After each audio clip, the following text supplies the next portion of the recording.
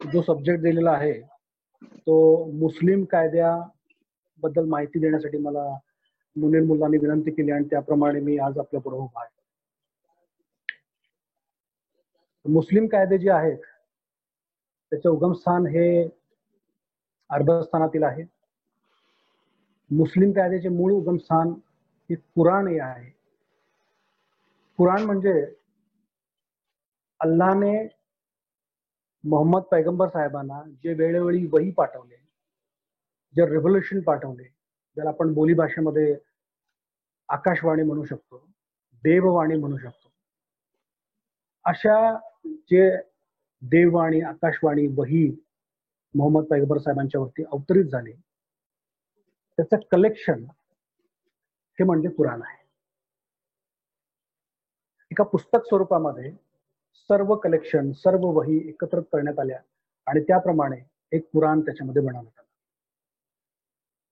जर आपण कुराण जर मागोवा घेतला तर अरबस्थानमध्ये मोहम्मद पैगंबरांचा जन्म झाला. त्यांची श्रद्धा, त्याचं वागणं अत्यंत चांगलं होतं. ते नेहमी गारे हिरामध्ये जाऊन आत्मचिंतन, मेडिटेशन करायचे आणि वयाच्या 40व्या वर्षी त्यांना पहिला आकाशवाणी झाली. जिब्रील आणि जे फरिश्ते आहेत अल्लाहकडून, त्यांनी येऊन सांगितलं की पहिली जर ती आयत किंवा वही जी उतरली ती इक्रा बिइस्मी रब्बिकल लझी खलक, म्हणजे पढो, वाचा, आणि अशी त्यांना पहिल्यांदा एक वही देण्यात आली. त्यानंतर वेळोवेळी त्यांना रेव्होल्युशन वही येत गेले आणि त्याचं कंपॅलेशन म्हणजे हे कुराण आहे. तर कुराणमध्ये काय लिहिलेलं आहे? कुराणमध्ये लिहिलेलं आहे की इस्लाम धर्मीयांनी काय करावं, कोणत्या वाईट गोष्टी आहेत, कोणत्या चांगल्या गोष्टी आहेत, विवाहाबद्दल माहिती, प्रॉपर्टीचं डिस्ट्रीब्युशनच्या संदर्भात माहिती आणि इतर अनेक सगळ्या ज्या गोष्टी आहेत त्या कुराणमध्ये नमूद आहेत. It's a complete code of conduct. एक मुस्लिम धर्मीय व्यक्तीने कसे वागावे, आपल्या आयुष्याची वाटचाल त्यांनी कशी करावी, याचा संपूर्ण लेखाजोखा त्या कुराणमध्ये लिहिलेला आहे. कुराण जर बघितलं तर आपल्याला प्रत्येकाने कुराण वाचणं, काय कुराणचा अभ्यास करणं अत्यंत महत्वाचं आहे. कुराणमध्ये टोटल 6000 रेव्होल्युशन वही वेळोवेळी मोहम्मद पैगंबरांच्या वरती अवतरित करण्यात आली. त्यापैकी 200 ज्या वही आहेत किंवा जे श्लोक आहेत, ज्याला अरबीमध्ये सूरा म्हणतो, ते 200 आहेत आणि त्यापैकी पर्टिक्युलरली परत 80 जे श्लोक आहेत ते पर्सनल स्टेटस बाबत आहेत, म्हणजे विवाहाबद्दल, तलाकबद्दल, डिस्ट्रीब्युशन ऑफ प्रॉपर्टी बद्दल, वही, त्याच्यानंतर राईट ऑफ प्रिएम्पशन या संदर्भातल्या ज्या काही गोष्टी आहेत त्या गोष्टी कुराणमध्ये नमूद आहेत. आता या कुठं आहेत तर एक तर मेजरली सुरे बकरा आणि सुरे अन-निसा मध्ये या संपूर्ण 80 सूर्यांचं विवरण दिलेलं आहे. आपण जर का कुराण बघितलं तर आता माझ्याकडं हे कुराण आहे, हे हिंदी ट्रान्सलेशन केलेलं आहे. मी आपल्या पुढे आता एक कुराणची पहिला श्लोक, पहिला सूरा मी वाचून दाखवतो आणि त्याचा फक्त आपण आहे तसं ट्रान्सलेशन बघूया. बिस्मिल्लाहिर रहमानिर रहीम, अल्हम्दुलिल्लाहि रब्बिल आलमीन, अर्रहमानिर रहीम, मालिक यौमिद्दीन, इय्याका नअबुदु व इय्याका नस्तईन, इहदिनस सिरातल मुस्तकीम, सिरातल लज़ीना अनअमता अलैहिम, गैरिल मगदूबी अलैहिम वलद्दालिन. हा कुराण मधला पहिला श्लोक आहे.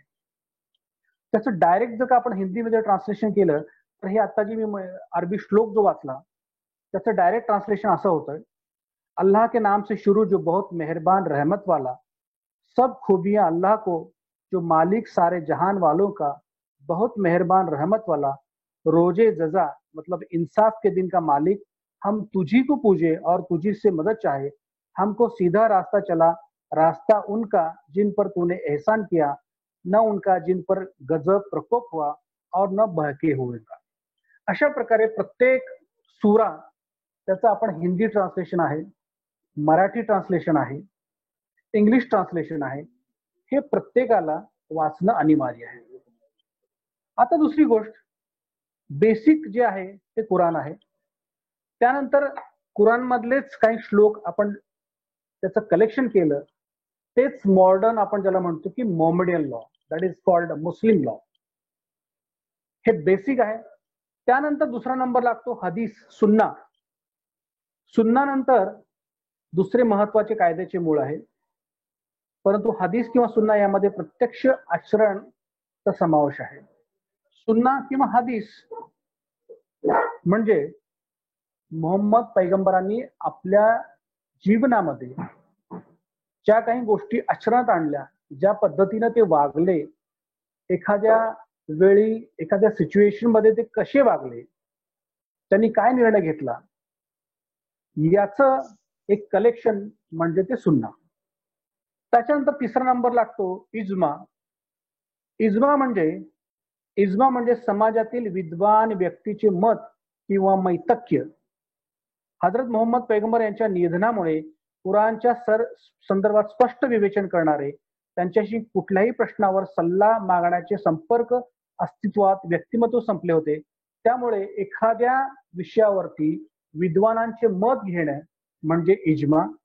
आणि कियास म्हणजे अनुमान. समय सूचकतेनुसार एखाद्या पर्टिक्युलर सिच्युएशन मध्ये जर एखाद्या प्रश्नाचं उत्तर आमच्या कमतरतेमुळे कुराणमध्ये सापडत नसेल तर ते हदीसमध्ये बघा. हदीसमध्ये जर का सापडत नसेल तर इज्मामध्ये बघा. इज्मामध्ये जर का सापडत नसेल तर कियासमध्ये बघा. आणि कियास नंतर तिथेही सापडत नसेल तर न्यायबुद्धी, इक्विटी, प्रत्येकाने आपल्या आपल्या समय सूचकतेचा, न्यायबुद्धीचा विचार करून एखाद्या पर्टिक्युलर विषयावरती निर्णय घेणे, त्याला म्हणतात न्यायबुद्धी किंवा equity. These are the basic tenements of Muslim law. आता मुस्लिम लॉ नंतर हे झाले कुराण. त्यानंतर भारतीय संसदेने काही कायदे मुस्लिमांच्यासाठी तयार केलेले आहेत. ते कायदे म्हणजे dissolution of Muslim marriages act 1939, Jammu Kashmir state Muslim dower act 1920, Bengal Muslim marriage and divorce registration act 1876, Assam Muslim marriage and divorce registration act 1935, Orissa Muslim marriage and divorce registration act 1949, Mussalman Waqf validating acts 1913, Waqf act 2013, Dargah Khwaja Sharif act 1955, Kazis act 1880, Haj committee act 1959, the Muslim women's protection of rights on divorce act 1986 म्हणजे तो शहाबानोची जी केस झाली होती त्या संदर्भातला तो कायदा. आणि आता नवीन कायदा जो आलेला आहे तो जो ट्रिपल तलाकला जो बॅन झालेला आहे. वास्तविक पाहता ट्रिपल तलाक मध्ये तलाक कोणत्या पद्धतीने द्यावं, कुठल्या सिच्युएशन मध्ये द्यावी, तलाक देण्यापूर्वी काय प्रिकॉशन्स घ्यावे, आपण कोणत्या संदर्भात किंवा कुठल्या सिच्युएशन मध्ये तलाक द्यावा, याचा स्पष्ट उहापोह सूरे बकरामध्ये, सूरे अन्निसामध्ये केलेला आहे. तर त्या संदर्भात सुद्धा आपण आता पाहणार आहोत. आता आपण ज्या वेळेला आपण म्हणतो की मुस्लिम लॉ आणि the law which is applicable to Muslims, प्रश्न निर्माण होतो की मुस्लिम कोणाला म्हणायचं. मुस्लिम मुसलमानांना लागू आहे. आता प्रश्न येतो की मुसलमान कोण. मुसलमान म्हणजे ला इलाहा इल्लल्लाह मुहम्मद रसूलुल्लाह, याच्यावर ज्यांचा इमान आहे, ज्याची श्रद्धा आहे, ज्याचा विश्वास आहे, त्याचं डायरेक्ट मराठीमध्ये होतं अल्लाह एक आहे, त्याच्याशिवाय कोणी इबादत पूजेचा लायक नाही, आणि मोहम्मद पैगंबर हे त्याचे रसूल आहेत. He is the messenger of Allah, he is messenger of God. Allah एक आहे आणि मोहम्मद पैगंबर त्याचे रसूल आहेत, त्याचे मेसेंजर आहेत. या दोन बाबीवरती ज्याचा मनानं, शरीरानं, अकलेनं, बुद्धीनं, ज्याच्यावरती या दोन गोष्टीवरती जो माणूस विश्वास ठेवतो त्याला मुसलमान म्हणायचं. त्यानंतर मुसलमान लोक हे मानतात किंवा त्यांची श्रद्धा आहे की कुराण हे दैवी पुस्तक आहे. अल्लाहकडून जिब्रील अमीन या देवदूताकडून मोहम्मद पैगंबरांच्यावर ती वही झाली, आकाशवाणी झाली आणि त्याप्रमाणे हे कुराण हे दैवी पुस्तक आहे असं प्रत्येकाचं त्याची बिलीफ आहे. त्यानंतर सगळ्यात महत्वाचं म्हणजे आता मुसलमान लोकांच्या मध्ये प्रॉपर्टीचं डिस्ट्रीब्युशन कसं होईल या बाबतीत अनेक संकल्पना आहेत, अनेक गैरसमज आहेत की मुसलमान लोकांच्या मध्ये प्रॉपर्टीचं डिस्ट्रीब्युशन जे होतं ते अगदी किचकट स्वरूपात आहे आणि ते थोडं समजायला अवघड आहे. पण आपण जर का बेसिक अभ्यास केला तर ते अत्यंत सोपं आहे.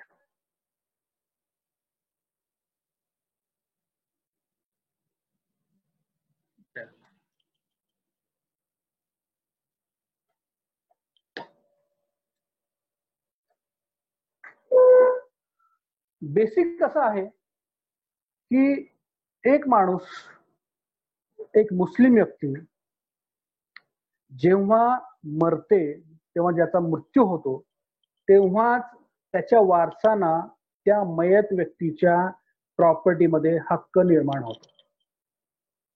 इट इज डायरेक्टली अपोजिट, बरोबर विरुद्ध बाजू हिंदू लॉ मध्ये आहे.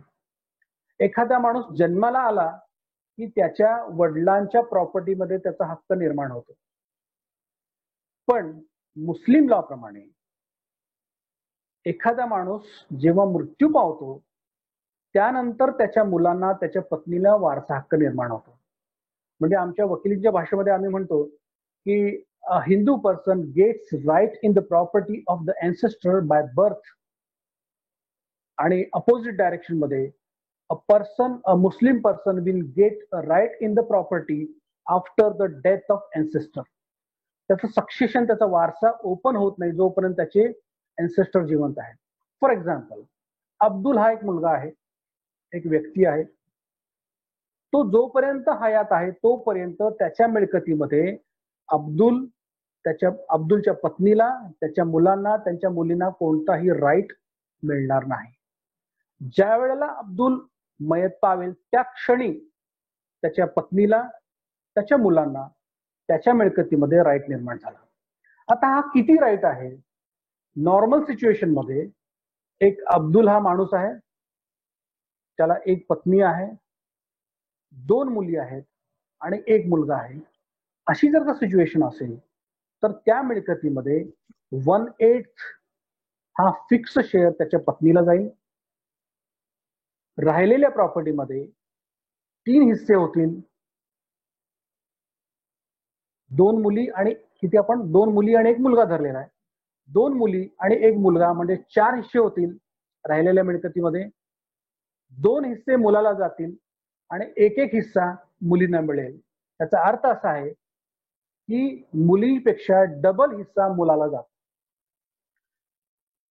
मुस्लिम कायद्याप्रमाणे there is no difference between ancestral property, self acquired property, coparcenary property, असं कुठलंही डिस्ट्रीब्युशन मुस्लिम लॉ मध्ये नाही. माझ्याकडे जी प्रॉपर्टी आहे ती माझी सेल्फ एक्वायर्ड कशी असू दे, ती माझी मी त्याचा मालक आहे. मी ती प्रॉपर्टी माझ्या हयातीमध्ये कुणालाही बक्षीस पत्र करून देऊ शकतो, मी कुणालाही देऊ शकतो, कुणालाही विकू शकतो. माझ्या मुलांना, माझ्या पत्नीला त्या प्रॉपर्टीमध्ये कोणताही हक्क सांगता येत नाही. मी जोपर्यंत जिवंत आहे तोपर्यंत माझ्या पत्नीला, माझ्या मुलांना किंवा आणखीन दुसऱ्या वारसांना कोणताही हक्क त्याच्यामध्ये सांगता येत नाही. दुसरी गोष्ट, विल जी आहे त्याला म्हणतो मृत्यूपत्र. मुस्लिम मध्ये पण मृत्यूपत्र आहे, त्याला दुसरं नाव आहे वसियतनामा म्हणतो. वसियत प्रमाणे आपण मृत्यूपत्र करू शकतो, पण त्याला रिस्ट्रिक्शन एवढंच आहे की 1/3 पेक्षा जास्त मिळकतीचं मृत्यूपत्र मुस्लिम व्यक्ती करू शकत नाही. जर 1/3 पेक्षा जास्त प्रॉपर्टीचं मृत्यूपत्र त्याला करायचं असेल तर त्याला वारसांची परवानगी घ्यावी लागेल. याचं कारण एवढं आहे की आपल्या हयातीमध्ये त्यांनी जर का मृत्यूपत्र, संपूर्ण प्रॉपर्टीचं मृत्यूपत्र केलं तर वारसांना काय उरणार नाही. पण याच्याबरोबर दुसरी गोष्ट अशी आहे की बक्षीसपत्र जे आहे, हिब्बा ज्याला म्हणतात, हिब्बानाम्याला कोणते रिस्ट्रिक्शन नाही. हिब्बानामा करत असताना मुस्लिम व्यक्ती आपल्या लाईफ टाईम मध्ये संपूर्ण प्रॉपर्टी सुद्धा कोणालाही देऊ शकतो. त्याच्या वारसांना कोणताही हक्क प्राप्त होत नाही त्याच्या लाईफ टाइम मध्ये. इव्हन ते दावाही करू शकत नाही. आणि अनेक दावे मेहरबान कोर्टामध्ये होतात की आम्हाला आमच्या वडिलांच्या प्रॉपर्टीमध्ये हक्क वगैरे द्या किंवा आमचा हक्क हिस्सा आहे. तो दावा मेंटेनेबल नाही, तो रजिस्टर्ड मग होत नाही. राहिला प्रश्न असा की आता किती हिस्सा येतो, की समजा अब्दुल एक मुलगा आहे, एक व्यक्ती आहे, त्याला 2 मुलं आहेत, रहमान आणि हमीद.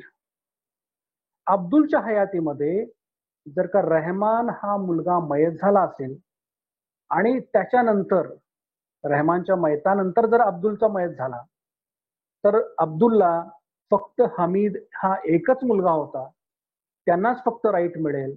त्या रहमानला काही मिळणार नाही, राबर त्यांच्या वारसांना देखील मिळणार नाही. काही गोष्टीमध्ये असं येतं मुस्लिम लॉ मध्ये, जे सूरे अन-निसा आणि सूरे बकरामध्ये जे काही श्लोक आलेले आहेत त्या श्लोकचं डायरेक्ट ट्रान्सलेशन अनेक विद्वानांनी केलं.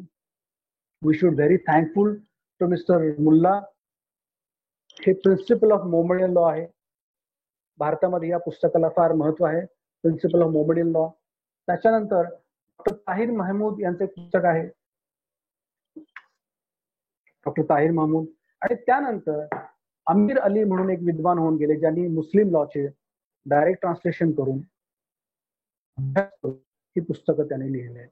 या पुस्तकामध्ये एखादी व्यक्ती मयत झाल्यानंतर त्याचं प्रॉपर्टीचं डिस्ट्रीब्युशन कशा पद्धतीने होईल त्याचा एक चार्ट बनवलेला आहे. त्याचा एक सूरे बकरा आणि सूरे अन-निसा मध्ये लिहिलेला आहे. सरळ सरळ जर बघायला गेलं तर सूरे अन-निसा आयत नंबर 11 मध्ये आलेला आहे की पुरुषांचा हिस्सा 2 स्त्रियांच्या बरोबर आहे, म्हणजे मुलाचा हिस्सा मुलीपेक्षा दुप्पट आहे. जर मैताला 2 किंवा त्यापेक्षा जास्त मुली असतील तर त्यांचा हिस्सा हा मैताच्या मिळकतीमध्ये 2/3 आहे. जर मैताला एकच मुलगी वारस असेल तर अशा परिस्थितीमध्ये मैताच्या मिळकतीमध्ये तिचा 1/2 हिस्सा आहे. जर मयत व्यक्तीस संतती असेल तर मैताच्या आई व वडिलांस प्रत्येकी 1/6 हिस्सा आहे. जर मैतास संतती नसेल व मयत व्यक्तींचे आई वडील हेच वारस असतील तर मैताच्या आईचा हिस्सा हा 1/3.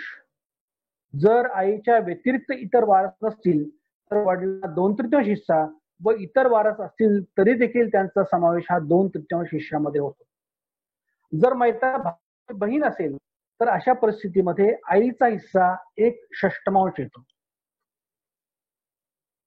तसेच पवित्र कुराणच्या सूरा अन-निसा आयत नंबर 12 मध्ये पुढे असं विवरण केलेलं आहे, जर पत्नी मयत झाली असेल व तिला संतती नसेल तर पत्नीच्या मिळकतीमध्ये पतीचा 1/2 हिस्सा आहे. जर पत्नी मयत झाली व तिला संतती असेल तर पतीचा 1/4 हिस्सा येतो. जर पती मयत झाला व त्याला संतती नसेल तर पत्नीचा पतीच्या मिळकतीमध्ये 1/4 हिस्सा येतो. होते एका भावाला त्याची पत्नी, त्याला मूलबाळ नव्हतं. ज्याला मूलबाळ नव्हतं तो व्यक्ती मयत झाल्यानंतर त्याच्या पत्नीनं अर्ज केला की माझे पती मयत झालेले, मला मूलबाळ नाही आणि माझ्या नवऱ्याची संपूर्ण प्रॉपर्टी मला मिळावी. ऑन द अदर साइड त्याच्या भावाने अर्ज केला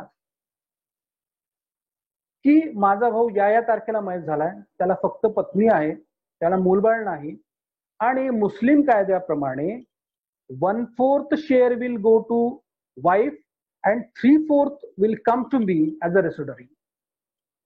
ते प्रकरण कमिशनर पर्यंत चाललं, दिवाणी दावे वगैरे झाले आणि प्रत्येकाचा संभ्रम असा झाला की हजबंड मयत झाल्यानंतर त्याला जर कोण वारस नसेल आणि फक्त पत्नी वारत असेल तर नॅचरली सगळी प्रॉपर्टी हे पत्नीला येणार. पण कायदा डिफरंट आहे. कायदा असा म्हणतो की एखाद्या व्यक्तीला फक्त पत्नी असेल, त्याला मूलबाळ नसेल तर 1/4 will go to wife and 3/4 will revert back to his brother, अशी परिस्थिती असल्यामुळे त्याच्यानंतर पती मयत झाला असेल व त्याला संतती असेल तर पत्नीचा पतीच्या मिळकतीमध्ये 1/8 हिस्सा असतो. हा फिक्स शेअर आहे. अब्दुल हा मुलगा आहे, मनुष्य आहे, त्याला पत्नी आहे, मुलं आहे, बाकी सगळेजण वारस आहेत. अशा परिस्थितीमध्ये त्याचा हिस्सा 1/8, पत्नीचा हिस्सा 1/8 हा फिक्स हिस्सा दिलेला आहे. त्यानंतर जर एखाद्या पुरुषास किंवा स्त्रीला संतती नसेल व त्यांचे आई वडील जिवंत नसतील व एक भाऊ अगर एक बहीण असेल तर त्या दोघांचा 1/6 हिस्सा मैताच्या मिळकतीमध्ये असतो. जर एकापेक्षा जास्त भाऊ बहीण असतील तर मैताच्या मिळकतीच्या 1/3 हिस्सामध्ये सर्व सामील असतात. पवित्र कुराणच्या सूरा अन-निसा आयत नंबर 177 मध्ये आणखीन खाली विवरण दिलेलं आहे की मुस्लिम व्यक्ती मयत झाल्यानंतर जर त्याला संतती नसेल, आई वडीलही नसतील, केवळ एक बहीण असेल तर मैताच्या मिळकतीमध्ये बहिणीचा हिस्सा 1/2 हिस्सा आहे. परंतु जर बहीण वारली व बहिणीला मुलबाळ नसेल, तद्वतच आई वडील असतील व केवळ भाऊच असेल तर बहिणीच्या संपूर्ण मालमत्तेचा हिस्सेदार हा भाऊ असतो. जर मयत व्यक्तीस 2 किंवा जास्त बहिणी असतील तर मिळकतीमध्ये त्यांचा 2/3 हिस्सा असतो. अशा पद्धतीमध्ये मिळकतीचे डिस्ट्रीब्युशन केलेलं आहे मुस्लिम लॉ प्रमाणे. त्यानंतर एक महत्वाचा विषय येतो की वक्फ ही प्रॉपर्टी कोणाला म्हणायची. इस्लाम कायद्यानुसार मान्यता प्राप्त अगर धार्मिक उदार दान धर्मयोग्य चांगल्या हेतूने चांगल्या बाबीकरिता मुसलमान धर्म आचरणात आणणाऱ्या व्यक्तीकडून आपल्या मिळकतीचे कायमचे समर्पण म्हणजे वक्फ. वक्फद्वारे मिळकत समर्पण करताना ती विनाट तद्वत कायमचे समर्पण करणे आवश्यक आहे. तसेच वक्फ रद्द करण्याजोगा देखील नसावा. अबू हनीफा यांच्या म्हणण्याप्रमाणे वक्फ याचा शब्दशः कायदेशीर अर्थ असा होतो की विशिष्ट गोष्टींची किंवा विनियोग करणाऱ्या मालकीमध्ये स्थानबद्ध होते आणि तिच्यापासून होणारा फायदा किंवा विनियोग गरिबांच्या कल्याणासाठी किंवा इतर चांगल्या कामासाठी केला जावा. मुतवल्ली हा वक्फचा मॅनेजर व्यवस्थापक असतो तो, परंतु मालमत्ता त्याच्या मालकीची नसते. अशा प्रकारे वक्फची व्याख्या केलेली आहे. वक्फ बद्दल नवीन कायद्याची ट्रायब्युनलची पण स्थापना करण्यात आलेली आहे. अशा प्रकारे हे डिस्ट्रीब्युशन ऑफ प्रॉपर्टी आणि तो जो काही चार्ट दिलेला आहे त्या चार्ट प्रमाणे मुस्लिम कायद्याप्रमाणे एखाद्या व्यक्तीची त्या प्रॉपर्टीमध्ये डिस्ट्रीब्युशन होत असते.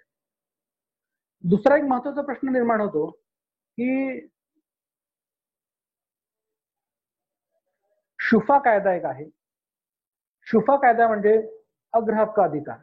जसं हिंदू सक्सेशन ऍक्ट सेक्शन 22 जो आहे, प्रेफरन्शियल राईट किंवा राईट ऑफ प्रिएम्पशन ज्याला म्हणतो, त्या पद्धतीचा शुफा कायदा आहे. शुफा कायद्याप्रमाणे दुसऱ्याला विकलेली मिळकत त्या किमतीत परत विकत घेण्याचा स्थावर मिळकतीच्या मालकाचा अग्राधिकार म्हणजे शुफा. शुफा हा मुस्लिम लोकांना अप्लिकेबल आहे. शुफाचे 2 प्रकार आहेत. शुफा आपल्या बोलीभाषेमध्ये एक गट नंबर 412 आहे. त्याच्यामध्ये 3 व्यक्ती 412चे मालक आहेत, सहहिस्सेदार आहेत. 3 व्यक्तीपैकी एखाद्या व्यक्तीने ती प्रॉपर्टी त्याचा 1/3 हिस्सा जर त्रयस्थालाही विकला तर तो 1/3 हिस्सा विकत घेण्याचा अधिकार या राहिलेल्या 2 इस्मांना येतो. त्याला म्हणतात right of shufa, that is right of preemption. हे कोण कोण मागू शकतात?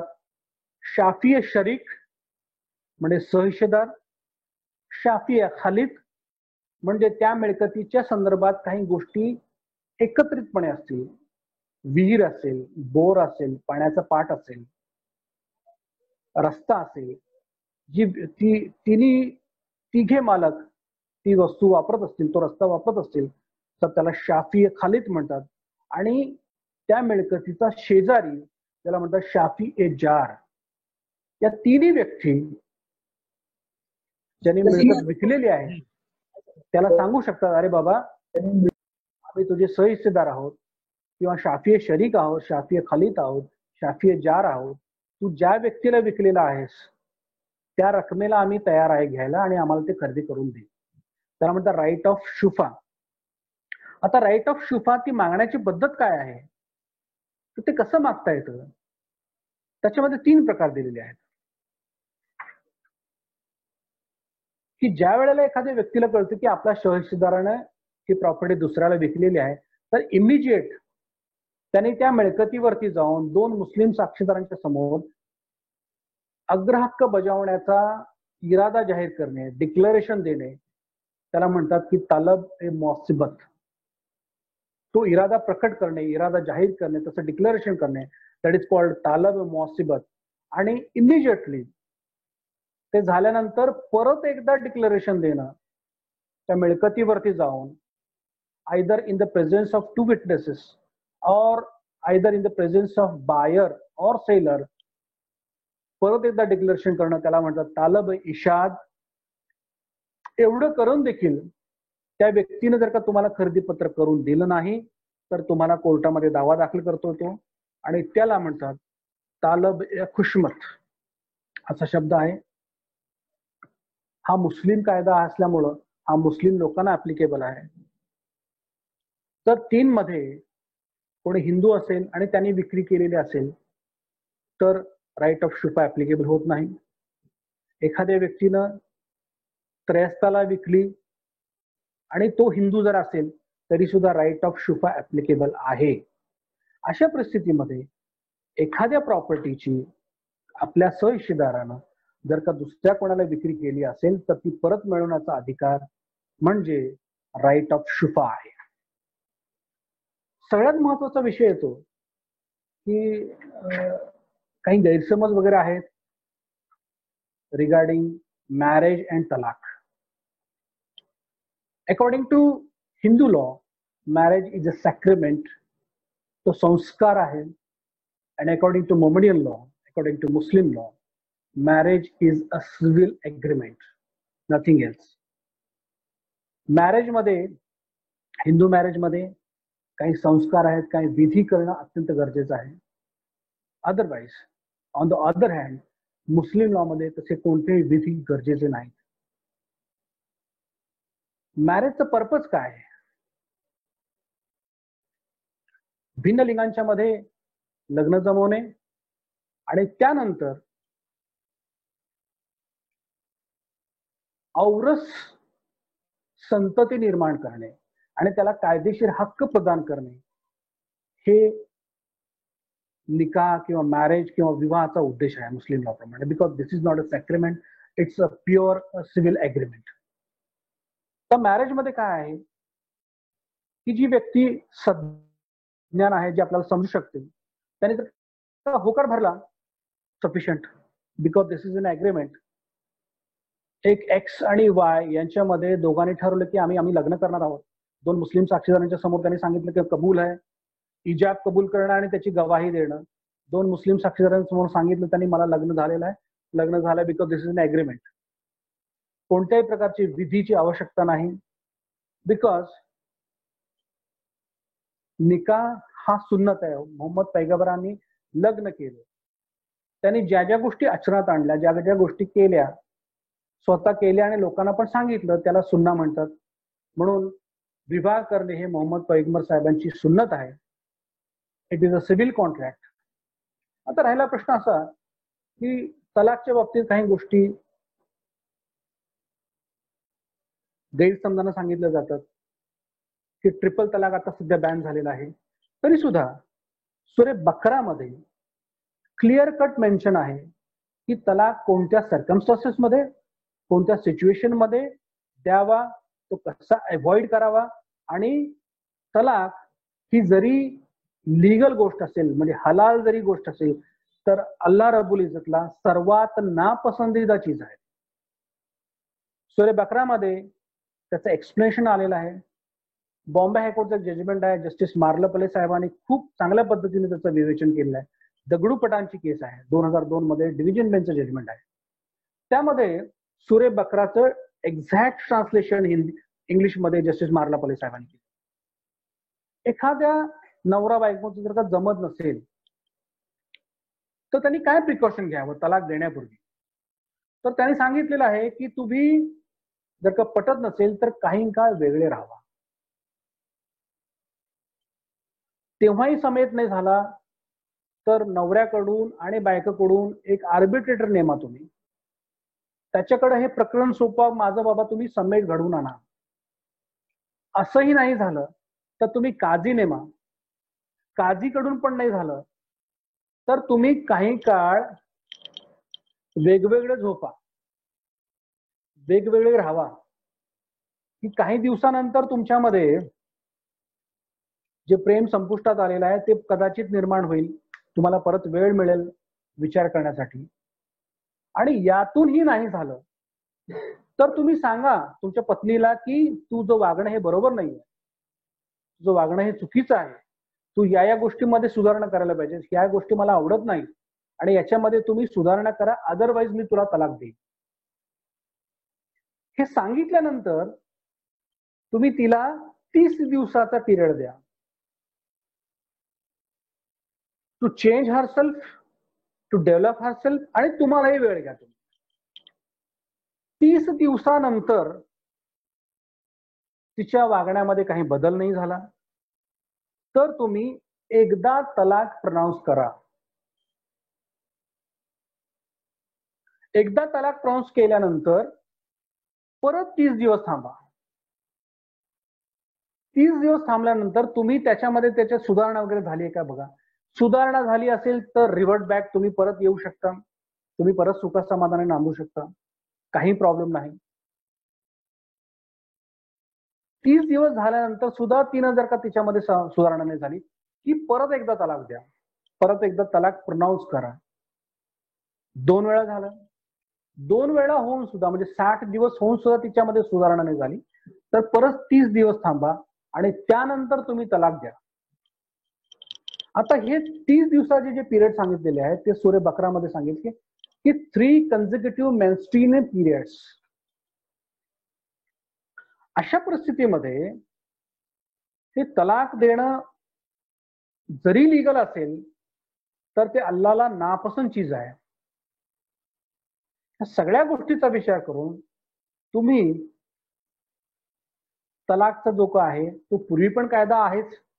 सूर्य बकरामध्ये स्पष्ट मेन्शन आहे की तलाक कोणत्या सर्कमस्टन्सेस मध्ये आणि तलाक कशी द्यायची पद्धत सांगितलेली आहे सूर्य बकरामध्ये. त्याच्यानंतर जस्टिस मार्लापल्लेने पण जजमेंट दिलेलं आहे. असं असताना सुद्धा परत ट्रिपल बॅन आला. ऑफकोर्स ट्रिपल बॅन, एका वेळेला तलाक एका सिटिंग मध्ये 3 वेळा तलाक म्हणणं हे चुकीचं आहे. पण काही प्रेसिडेंट्स मध्ये, काही जुन्या जजमेंट्स मध्ये त्याला मान्यता दिलेली होती. परंतु आपल्या गव्हर्नमेंटने या सर्व बाबींचा विचार करून ट्रिपल तलाकला सध्या बॅन केलेला आहे. पण ट्रिपल तलाक बॅन करत असताना त्यांनी एक शिक्षित एक टर्म ठेवलेला आहे पिनॉलिटी, की ट्रिपल तलाकचं असं कोणी दिलं असेल तर त्याच्यावरती केस, त्या नवऱ्यावरती केस होऊ शकते. आणि जर का त्याने ट्रिपल तलाक दिलेला आहे, ऍट वन्स एका सिटिंग मध्ये 3 वेळा तलाक दिलेला आहे असं त्यांनी जर का सांगितलं असेल आणि ही बाब जर का कोर्टामध्ये स्पष्ट सिद्ध झाली तर नवऱ्याला शिक्षा होऊ शकते. हा पिनल लायबिलिटीचा जो विषय आहे तो थोडासा प्रॉब्लेमॅटिक दिसतो, त्याच्यावरती विचार करायला पाहिजे. आपण पार्लमेंटमध्ये सांगू शकतो की बाबा हा पार्ट जो आहे तो ऍक्टचा तो तेवढा तुम्ही कॅन्सल करा. नसेल you can file a writ petition before honourable supreme court and high court. आणि त्याच्यावरती कोर्टात जर का तुम्ही पठवून दिलं की बाबा जी गोष्ट होतच नाहीये, दॅट इज नॉन इस्ट, तर तुम्ही त्याला कॅन्सल करून तो ट्रिपल तलाक ban okay fine. But as far as Pinal liability is concern तुम्ही ते स्टक डाऊन करू शकता. त्याच्यासाठी सुप्रीम कोर्टमध्ये गेलं पाहिजे. हा एक तलाक झाला. त्याच्यानंतर आता स्क्रीनवरती मला एक प्रश्न निर्माण आलेला दिसतोय, मी त्याच्यावरती येणार होतो. त्याला म्हणतात खुला. खुलाचा जो प्रकार आहे तो खुलाचा प्रकार जर का पत्नीचं आपल्या नवऱ्याबरोबर पटत नसेल आणि ह्या सगळ्या गोष्टी झाल्यानंतर सूर्य बकरामध्ये जे काही कंडिशन्स दिलेले आहेत 3 दिवस, प्रत्येक तीन हे झाल्यानंतर मीडिएशन झालं, काउन्सिलेशन झालं, काझीकडे गेले, आई वडिलांच्याकडे गेले, समाजातील प्रतिष्ठित लोकांनी प्रयत्न केले लग्न तुटण्यापासून थांबवण्यासाठी, तरी सुद्धा नाही झालं तर एखाद्या पत्नीला आपल्या नवऱ्याबरोबर राहायचं नसेल तर ती तिच्याकडे खुलाची मागणी करू शकते की या गोष्टी आहेत आणि मी तुम्हाला या गोष्टीपासून सोडून देते किंवा मी तुमच्यासाठी काहीतरी देते किंवा मी मेहरची अमाऊंट घेणार नाही किंवा आणखीन गोष्टी काही घेणार नाही किंवा कंडिशन कुठली असू शकेल, तर त्याप्रमाणे तुम्ही खुलाची मागणी पत्नी नवऱ्याकडे करू शकते आणि पत्नी नवरा हा तिला तलाक देऊ शकतो. त्याच्यानंतर एक विषय असा आला,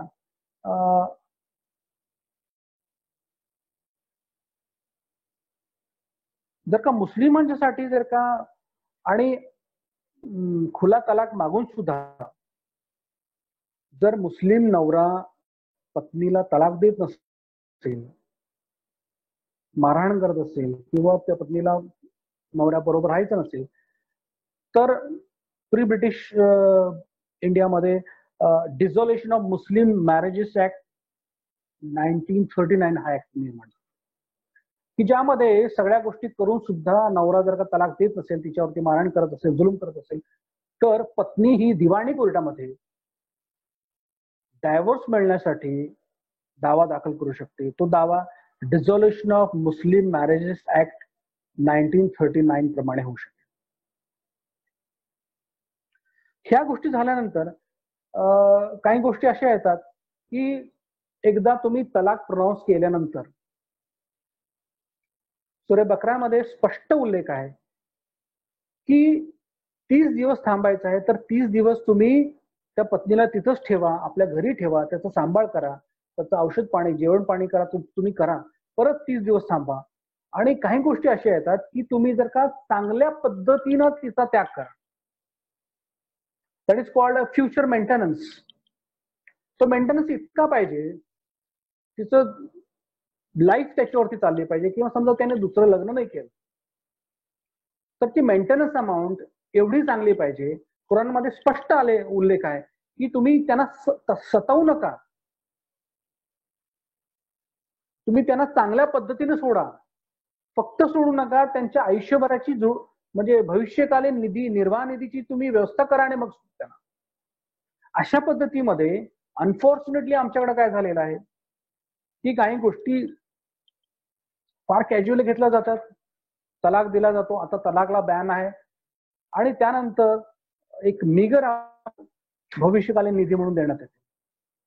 तर जो मेहरचा एक विषय आहे, mehr is misconfused in our Indian society. Dowry आणि मेहर हे दोन टोटली वेगळे विषय आहेत. मेहर जो आहे तो पतीनं पत्नीला द्यायचा असतो, आणि तो लग्नापूर्वी कॅश मध्ये किंवा आणखीन चांगल्या पूर्वीच्या काळामध्ये 100 उंट, 100 सोन्याच्या नाणी, 50,000 सोन्याच्या नाणी, अशा प्रकारे मेहर असायची. मेहर पत्नी माफ पण करू शकते, पण ती मेहरची अमाऊंट एवढी मोठी पाहिजे की in case of any difficulty, in case of separation, she can survive in life. अशा पद्धतीनं ती पुढे जायला पाहिजे, एवढा ते मेहर पाहिजे.